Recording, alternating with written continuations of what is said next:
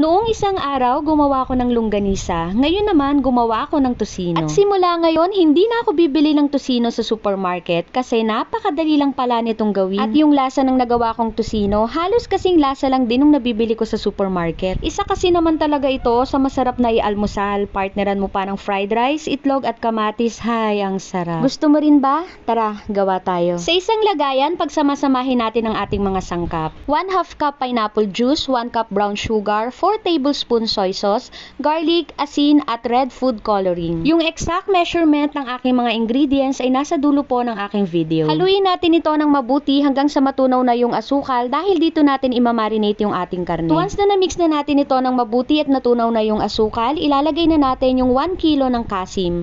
Bali pinahiwa ko na pala ito ng maninipis. Dahil tulad nga nung sinabi ko sa inyo nung nakaraan, wala talaga akong talent sa paghihiwa. Kaya pag bumibili ako ng karne, pinapahiwa ko na ito kung ano mang luto yung gagawin ko sa bibiling kong karne. Haluin natin ito ng mabuti, takpan at ilalagay natin ito sa ref at imamarinate natin overnight para mas maging malasa. At kinabukasan nga, ayan, ready to cook na ang ating tosino. Unahin ko na muna magprito ng itlog kapares ng ating tosino. Next, magpiprito lang ako ng ilang piraso para matikman ko itong aking ginawa. At sa pagluluto nito, hindi na pala natin ito kailangan pampakuluan kasi malambot na ito dahil sa pineapple juice na nilagay natin sa pagmamarinate kahapon. Prituhin lang natin ito hanggang sa maging ganito na yung kulay at yung parang nagkakaramelize na yung asukal. Same pan, magisa na rin tayo ng bawang at dito talaga masarap magluto ng sinangag, yung sa pinaglutuan ng tosino. At pag ganito na medyo tostado na ang ating bawang, ilagay na natin ang kaning lamig, timplahan ng paminta at asin. Haluin natin ito hanggang sa maluto na ang ating sinangag. Gusto ko po palang mag-thank you sa aking mga star sender. Shoutout kay Imelda Chan, Susette Maranas, Violeta Palencia, Riz Estrabillo, Meda Magdua, Ronel Dicino, Baby Kudoy, Angela Talaro, and Ruby Nam. Thank you so much po sa inyong lahat and God bless. At sa lahat po na mga sumusuporta sa akin, thank you so much po and God bless sa inyong lahat. At ganito lang kadali gumawa ng masarap na tosino. Gusto mo rin ba? Gawa ka na, char. Tara,